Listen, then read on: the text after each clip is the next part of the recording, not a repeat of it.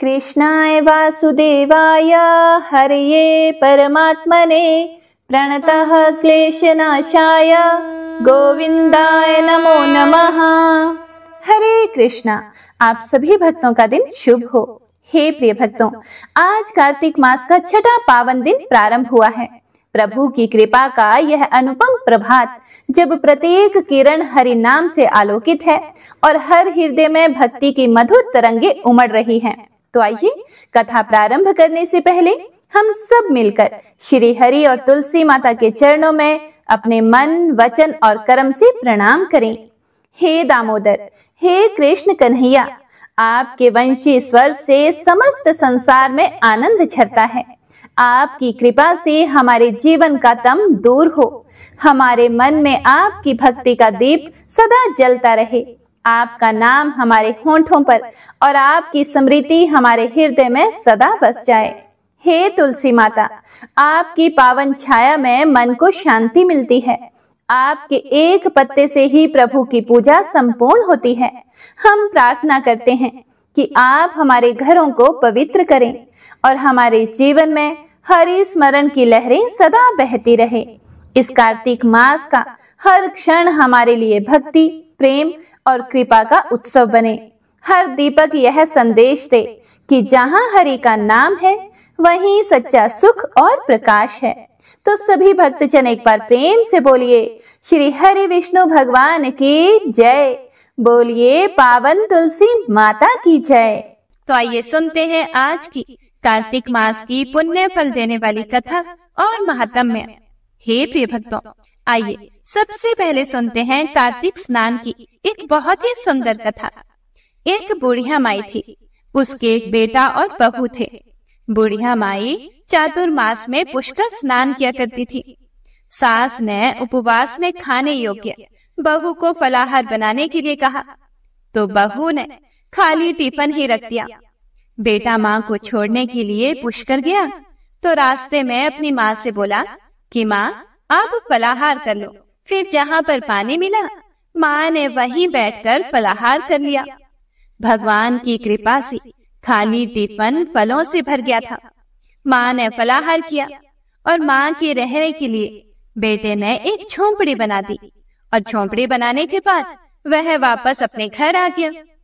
रात में श्रावण मास आया और बुढ़िया माई से बोला, हे बुढ़िया माई, दरवाजा खोलो।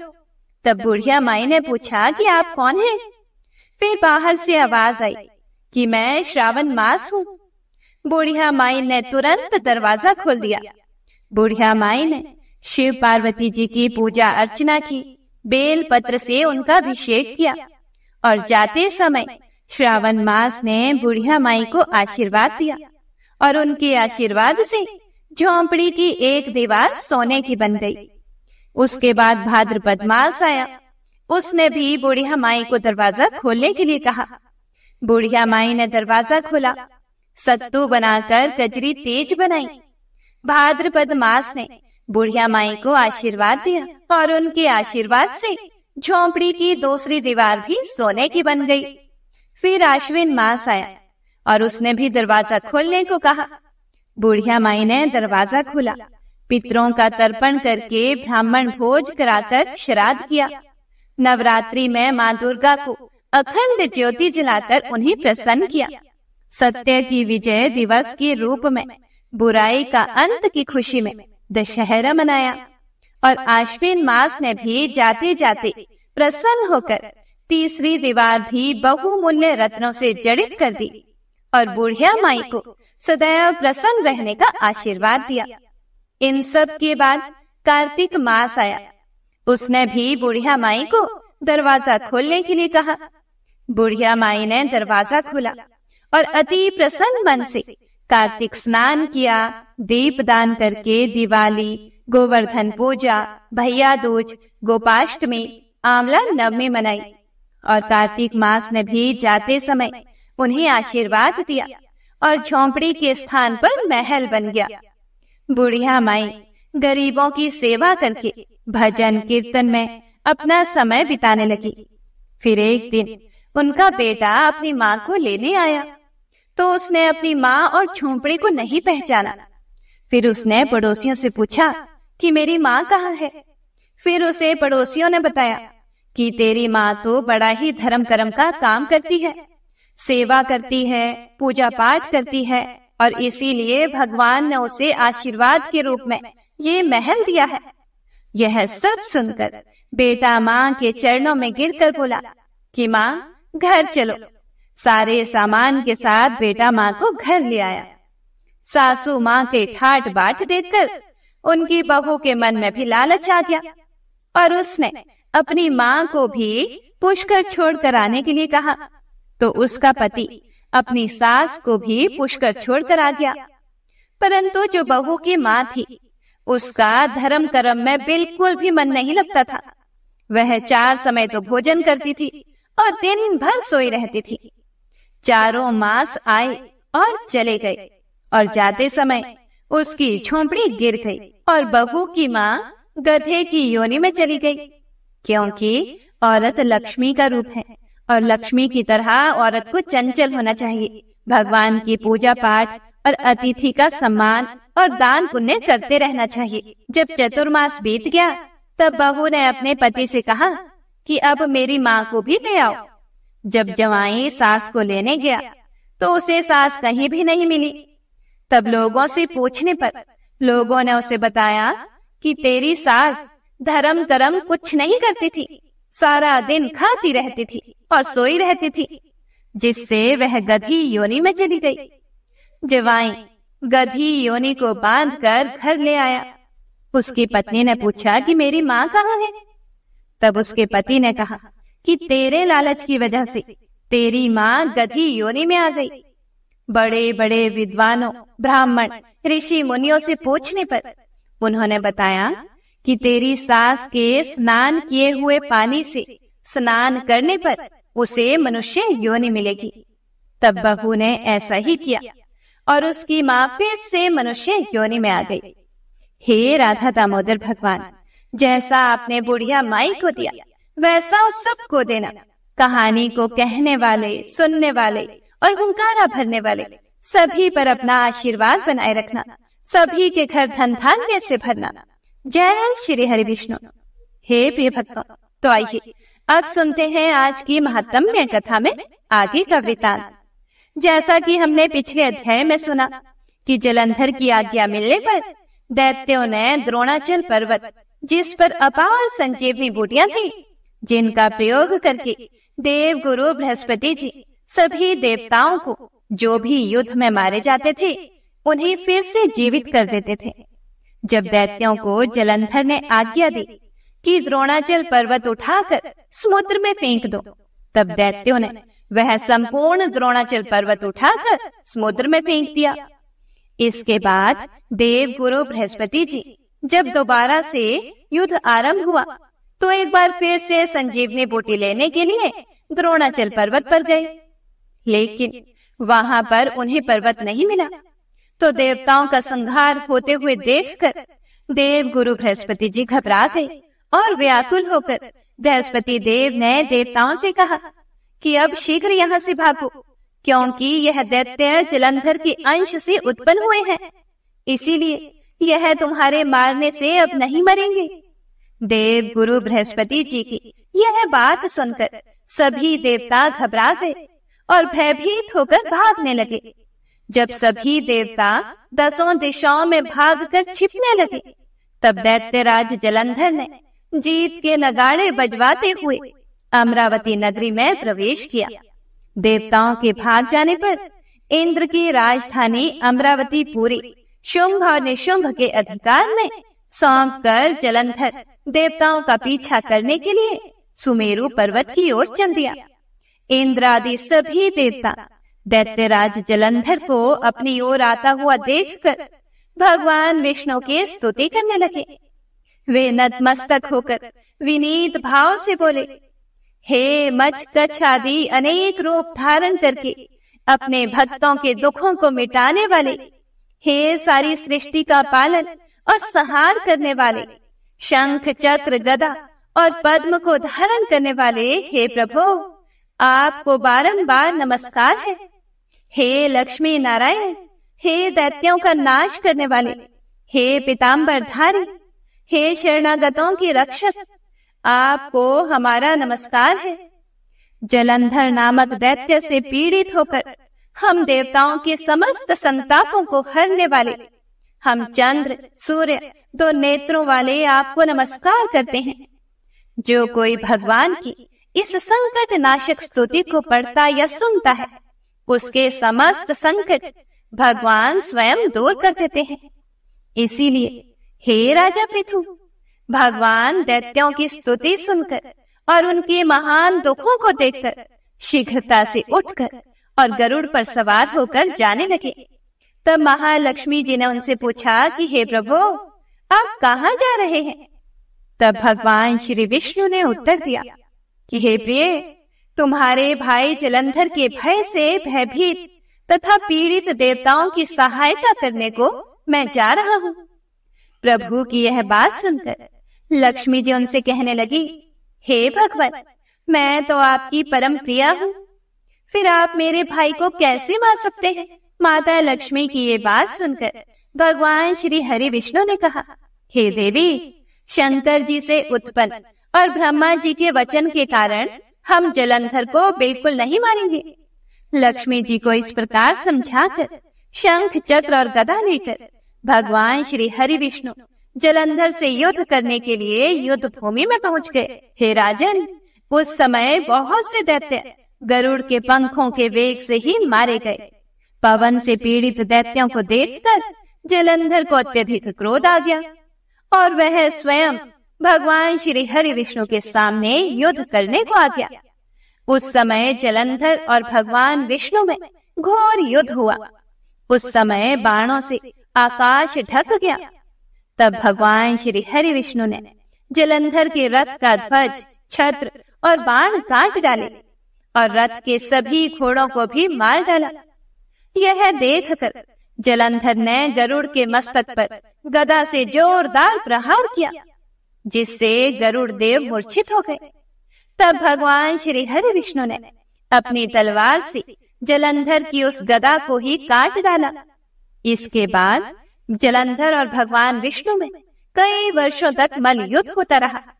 जलंधर और भगवान विष्णु के इस घनघोर युद्ध को देखकर सारा ब्रह्मांड भयभीत होकर कंपायमान हो गया और अंत में भगवान विष्णु ने कहा, हे दैत्यराज जलंधर, तुम्हारा और हमारा युद्ध ठीक नहीं, क्योंकि तुम लक्ष्मी जी के भाई हो।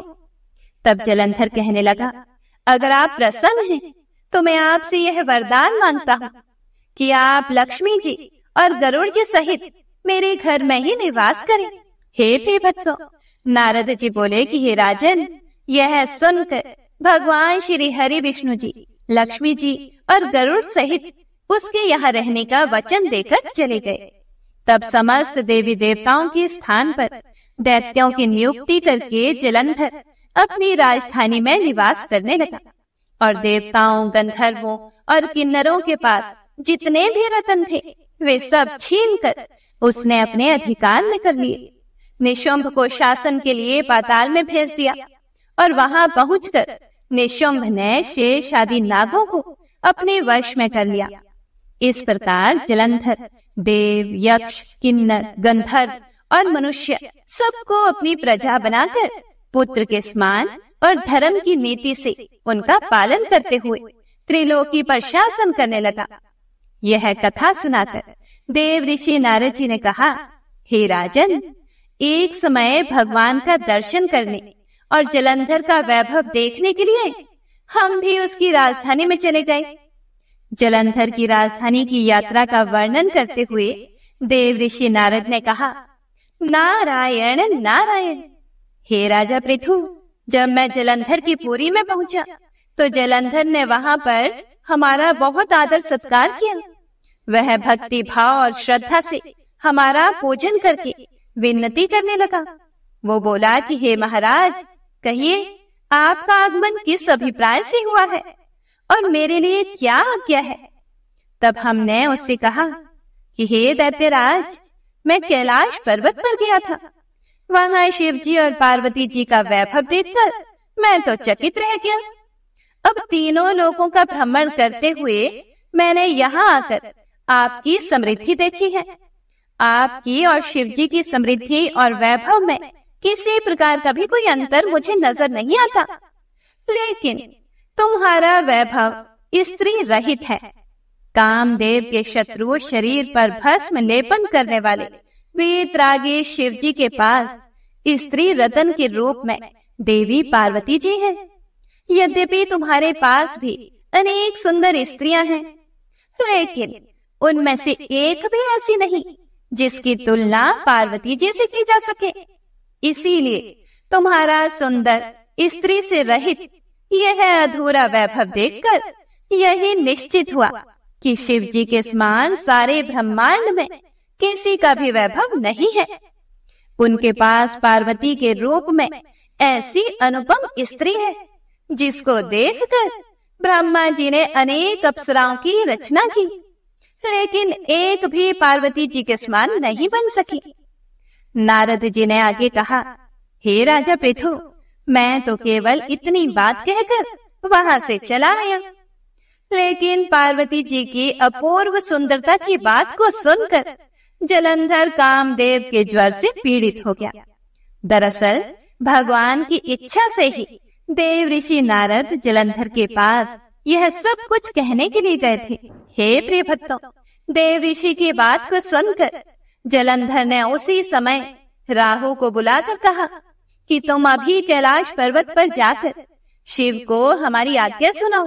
राहु, तुम शिव से कहना कि त्रिलोकी के राजा अति पराक्रमी जलंधर ने आज्ञा दी है कि 3 लोकों के नाथ और सभी रत्नों के स्वामी जलंधर के होते हुए तुम शमशान वासी और नरमुंडों की माला धारण करने वाले जटाजूटधारी अवधूत के पास पार्वती जैसी परम सुंदर स्त्री शोभा नहीं देती।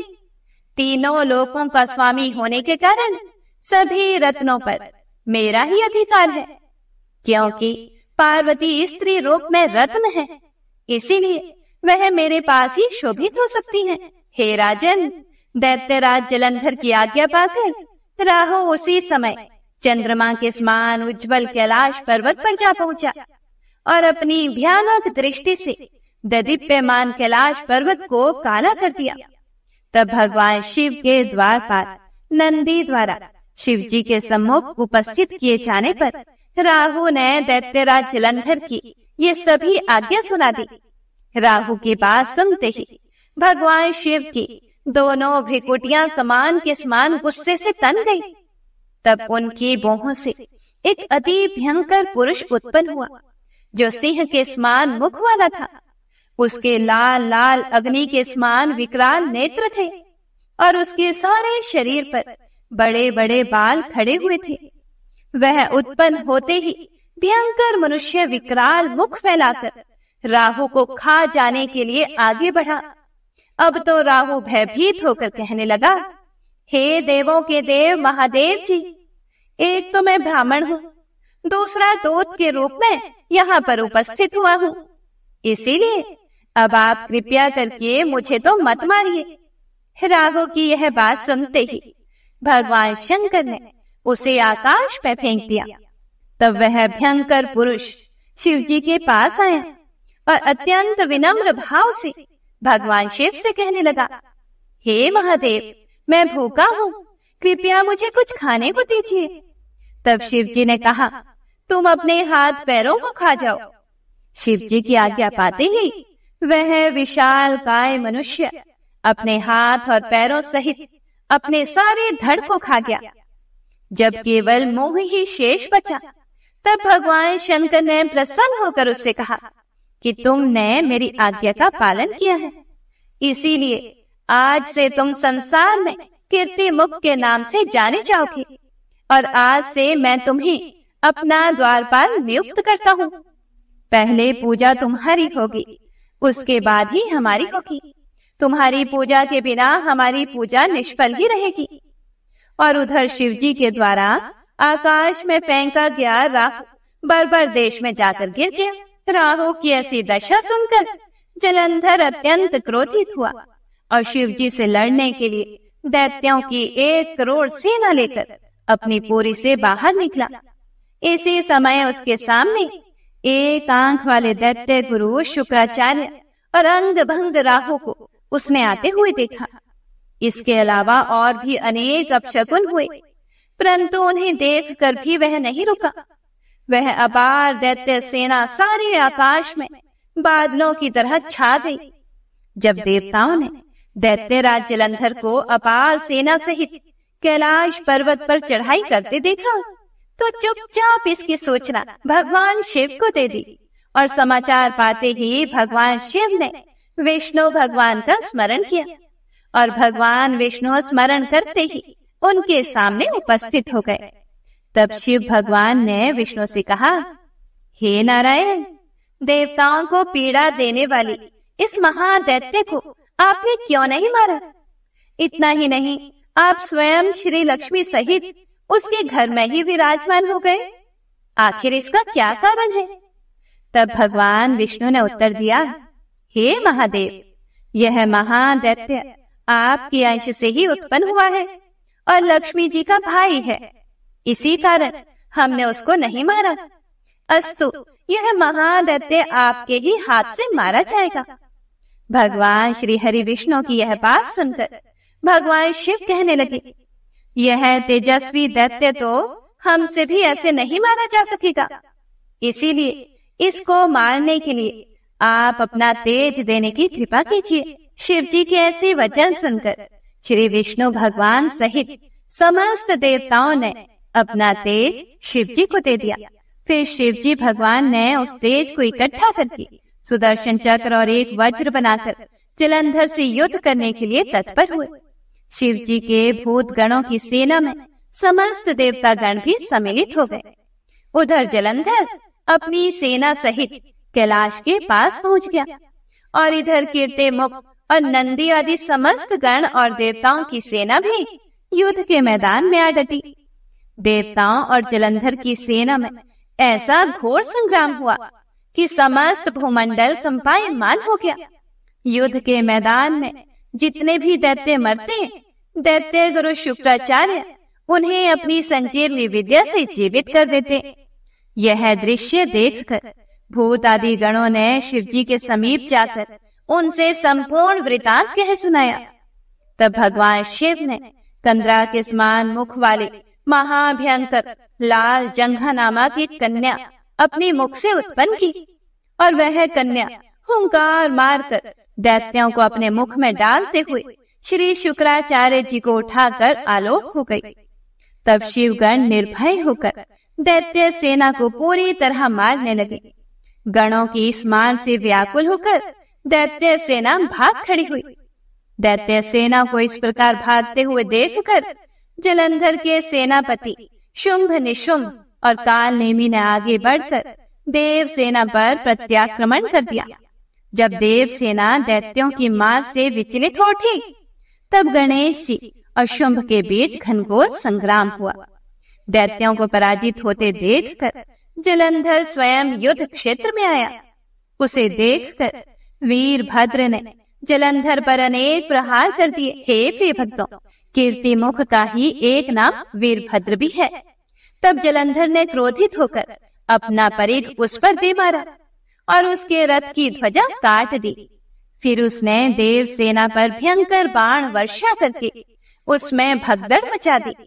अपनी सेना की यह दशा देखकर स्वयं भगवान शिव नंदी पर सवार होकर युद्ध के मैदान में आए और तब उन्होंने तीव्र बाणों की वर्षा आरंभ कर दी। शिव जी के प्रहारों से दैत्य सेना इस प्रकार भागने लगी जैसे कार्तिक मास के व्रत से पाप समूह भाग जाते हैं।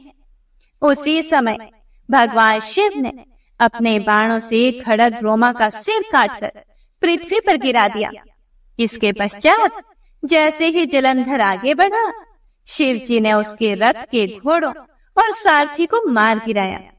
तब जलंधर खड़ग हाथ में लेकर पैदल ही शिव जी की ओर दौड़ा। शिव जी ने उसी क्षण आगे बढ़कर एक मुक्का उसकी छाती में मारा, जिससे जलंधर अचेत हो गया। अब जब जलंधर ने देखा कि शिव जी तो अजय है, तो उसने गंधर्व माया रच डाली। गंधर्व और अप्सराएं युद्ध क्षेत्र में नृत्य और गायन करने लगी। भगवान शिव भी इस माया में फंसकर नाचने और गाने लगे। भगवान शिव को इस माया में फंसा हुआ देखकर जलंधर महादेव जी का रूप धारण करके देवी पार्वती के पास गया और उनका सुंदर रूप देखकर जलंधर अपनी सुध बुध खो बैठा। पार्वती जी शिव जी को आया देखकर खड़ी हो गई। लेकिन जगत माता को क्या कभी कोई ठग सकता है? माता पार्वती तुरंत ही इस राक्षसी माया को पहचान कर वहां से अंतर ध्यान हो गई। तब निराश जलंधर फिर से युद्ध क्षेत्र में आ गया। उधर जलंधर के चले जाने पर माता पार्वती ने जैसे ही भगवान विष्णु का स्मरण किया, वे तत्काल उपस्थित हो गए और उन्होंने जलंधर के शीघ्र मारे जाने का आश्वासन दिया। भगवान श्री हरि विष्णु अब सोचने लगे कि जलंधर ने तो स्वयं ही अपनी मृत्यु का रास्ता बता दिया है। यह दुष्ट वृंदा के पतिव्रत धर्म के कारण मर ही नहीं रहा।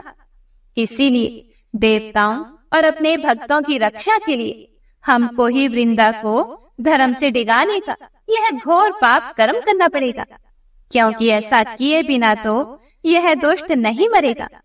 इतनी ही देर में भगवान शिव भी राक्षसी माया से मुक्त हो गए और जलंधर को आया देखकर उस पर बाण वर्षा करने लगे। ओम नमो नारायणाय। हे प्रिय भक्तों, तो आज का अध्याय यही समाप्त होता है। इससे आगे का वर्णन आप अगले अध्याय में सुनिएगा। हे प्रिय भक्तों, तो आइए अब सुनते हैं तुलसी स्तोत्र। ओम भगवती तुलसी देव्यै विष्णु प्रियायै नमः। महाप्रसाद जननी सर्व सौभाग्य वर्धिनी आधि व्याधि हरा नित्यम तुलसी त्वं नमोस्तुते। अर्थात महाप्रसाद जननी सर्व सौभाग्य वर्धिनी आधि व्याधि हरने वाली सचिदानंद रूप तुलसी देवी, मैं आपको प्रणाम करता हूँ। हे माता तुलसी, आप भगवान गोविंद के हृदय को आनंद देने वाली हो। मैं आपको भगवान नारायण की पूजा करने के लिए चुनता हूँ, आपको प्रणाम करता हूँ।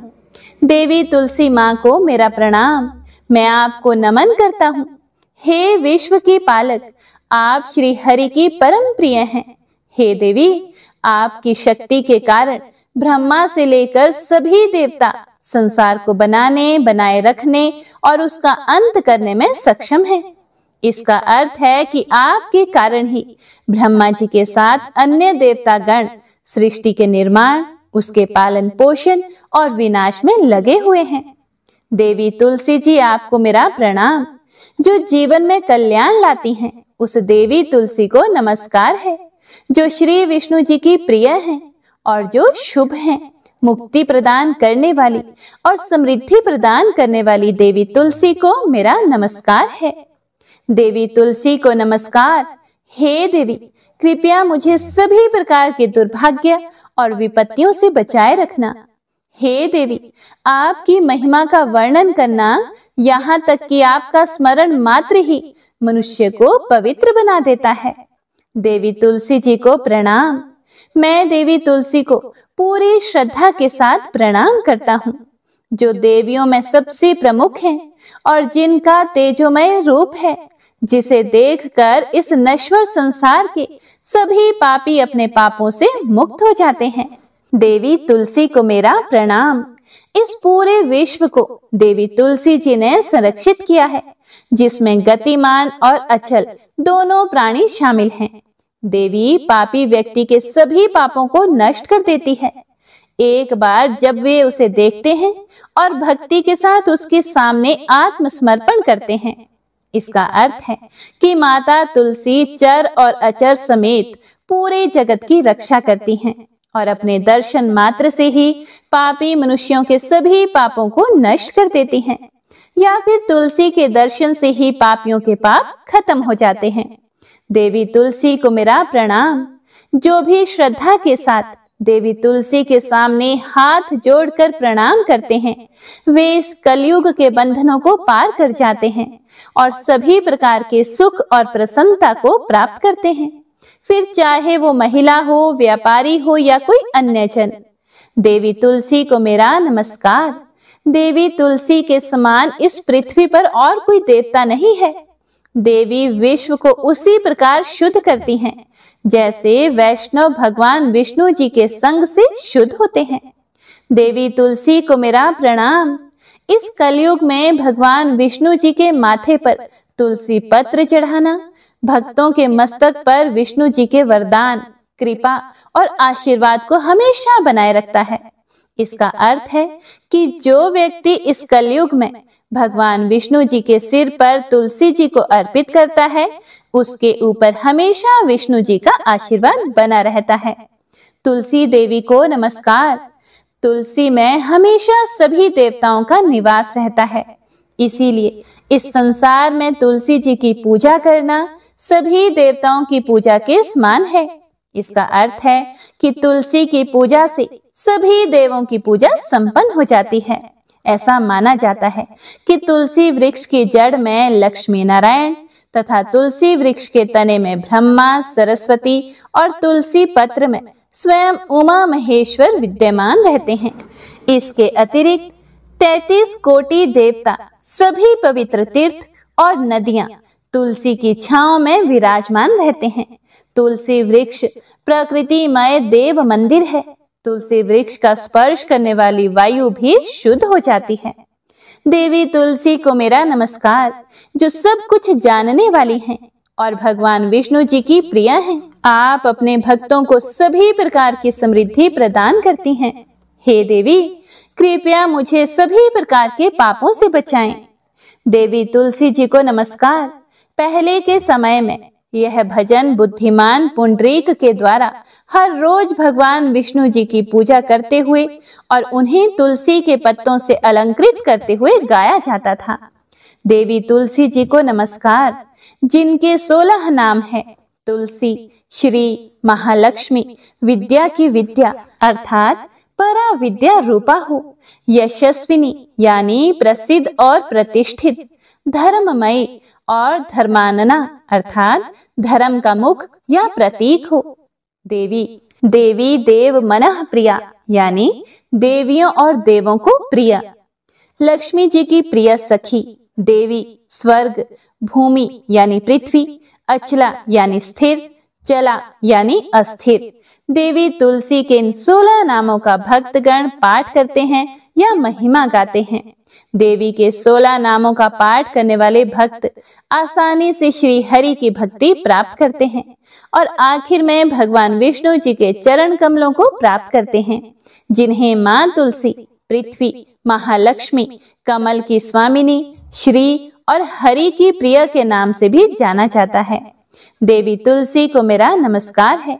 देवी लक्ष्मी की सखी तुलसी जी शुभ प्रदान करती हैं, पापों को दूर कर देती हैं और सभी को पवित्र बनाती है, पुण्य प्रदान करती है।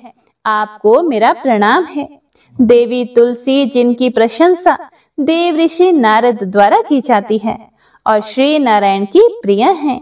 जय मां तुलसा, जय श्री हरि। हे प्रिय भक्तों, इस प्रकार प्रतिदिन इस कार्तिक मास में इस तुलसी स्तोत्र का पठन और श्रवण करना अत्यंत पुण्यशाली माना गया है। श्री तुलसी महारानी करो विनय सिर नाए, जो मम हो संकट विकट दीजे मात नशाए। नमो नमो तुलसी महारानी, महिमा मिट ना जाए बखानी। दियो विष्णु तुमको सन्माना, जग में छाय सुअश्य महाना। विष्णु प्रिया जय जयति भवानी, तिहु लोक की हो सुख खानी। भगवत पूजा कर जो कोई, बिना तुम्हारे सफल न होई। जिन घर तब नहीं होए निवासा, उस पर करी विष्णु नहीं बासा। करे सदा जो तब नित सुमिरन, ते ही के काज होए सब पूरन। कार्तिक मास महात्म तुम्हारा, ताको जानत सब संसारा। तब पूजन जो करे कुंवारे, पावे सुंदर वर सुकुमारे। करे जो पूजन नित्य प्रति नारी, सुख संपत्ति से होए सुखारी। वृद्धा नारी करे जो पूजन, मिले भक्ति होवे पुलकित मन। श्रद्धा से पूजे जो कोई, भवनिधि से तर जावे सोए। कथा भागवत यज्ञ करावे, तुम बिन नहीं सफलता पावे। छायो तब प्रताप जग भारी, ध्यावत तुम ही सकल चित धारे। तुम ही मात यंत्रन तंत्रन में सकल काज सिद्धि हो वेक्षण में। औषधि रूप आप हो माता सब जग में तव यश विख्याता। देव ऋषि मुनियों तपधारी करत सदा तव जय जयकारी। वेद पुरातन तव यश गाया महिमा अगम पार नहीं पाया। नमो नमो जय जय सुख कारणी नमो नमो जय दुख निवारणी। नमो नमो सुख संपत्ति देनी नमो नमो अघ काटन छेनी। नमो नमो भक्तन दुख हरणी नमो नमो दुष्टन मद छेनी। नमो नमो भव पार उतारनी नमो नमो परलोक सुधारनी। नमो नमो निज भक्त उबारनी नमो नमो जन काज संवारनी। नमो नमो जय कुमति निशावनी नमो नमो सब सुख उपजावनी। जयति जयति जय तुलसी माई ध्याऊं तुमको शीश नवाई। निज जन जानी मोहि अपनाओ बिगड़े कारज आप बनाओ। करूं विनय में मात तुम्हारी पूर्ण आशा कर हूँ हमारी। शरण चरण कर जोर मनाऊं निश दिन तेरे ही गुण गाऊं। करहूं माता बमो पर दाया निर्मल होए सकल मम काया। मांगू मात ये बर दीजिए सकल मनोरथ पूर्ण कीजिए। जानू नहीं कुछ नेम आचारा क्षमहु मात अपराध हमारा। 12 मास करे जो पूजा ता सम जग में और न दूजा। प्रथम ही गंगा जल मंगवावे फिर सुंदर स्नान करावे। चंदन अक्षत पुष्प चढ़ावे धूप दीप नैवेद्य लगावे। करे आचमन गंगा जल से ध्यान करे हृदय निर्मल से। पाठ करे फिर 40 की स्तुति करे मात तुलसा की। यह विधि पूजा करे हमेशा ताके तन नहीं रहे कलेशा। करे मास कार्तिक का साधन सोवे नित्य पवित्र हुए जाहि। है यह कथा महासुखदाई पढ़े सुने सो भव तर जाए। तुलसी मैया तुम कल्याणी तुम्हारी महिमा सब जग जानी। भावना तुझे मानित नित ध्यावे गागा कर्मा तुझे रिझावे। यह श्री तुलसी चालीसा पाठ करे जो कोय। गोविंद सो फल पावही जो मन इच्छा होए। तुलसी चालीसा संपूर्ण। तो आइए अब सुनते हैं तुलसी माता की आरती। तुलसी महारानी नमो नमो हर की पटरानी नमो नमो। तुलसी महारानी नमो नमो हर की पटरानी नमो नमो। धन तुलसी पूरण तप कीनो शालिग्राम बनी पटरानी नमो नमो। तुलसी महारानी नमो नमो। जाके पत्र मंजरी कोमल श्रीपति कमल चरण लपटानी नमो नमो। तुलसी महारानी नमो नमो हर की पटरानी नमो नमो। कौन से महीने में बोई रानी तुलसा कौन से महीने हुई हरियाली नमो नमो। तुलसी महारानी नमो नमो हर की पटरानी नमो नमो। कौन से महीने में हुई तेरी पूजा कौन से महीने हुई पटरानी नमो नमो। तुलसी महारानी नमो नमो हर की पटरानी नमो नमो। आषाढ़ मास में बोई रानी तुलसा सावन मास में हुई हरियाली नमो नमो। तुलसी महारानी नमो नमो हर की पटरानी नमो नमो। कार्तिक मास में हुई तेरी पूजा मंगसिर मास हुई पटरानी नमो नमो। तुलसी महारानी नमो नमो हर की पटरानी नमो नमो। धूप दीप नैवेद्य आरती पुष्पन की वर्षा बरसानी नमो नमो। तुलसी महारानी नमो नमो हर की पटरानी नमो नमो। 56 भोग 36 व्यंजन बिन तुलसी हरि एक न मानी नमो नमो। तुलसी महारानी नमो नमो हर की पटरानी नमो नमो। जो तुलसी को सवेरे गाए, श्री कृष्ण के वो दर्शन पाए। नमो नमो तुलसी महारानी, नमो नमो हर की पटरानी, नमो नमो। जो तुलसी को दोपहर को गाए, खीर खांड का भोग लगाए। नमो नमो तुलसी महारानी, नमो नमो हर की पटरानी, नमो नमो। जो तुलसी को शाम को गाए, श्री कृष्ण की आरती उतारे। नमो नमो तुलसी महारानी, नमो नमो हर की पटरानी, नमो नमो।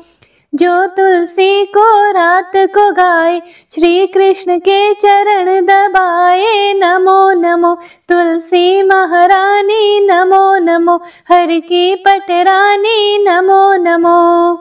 सभी सखी मैया तेरो यश गावे, भक्ति दान दीजे महारानी। नमो नमो तुलसी महारानी, नमो नमो हर की पटरानी, नमो नमो तुलसी महारानी, नमो नमो हर की पटरानी, नमो नमो। जय मां तुलसा।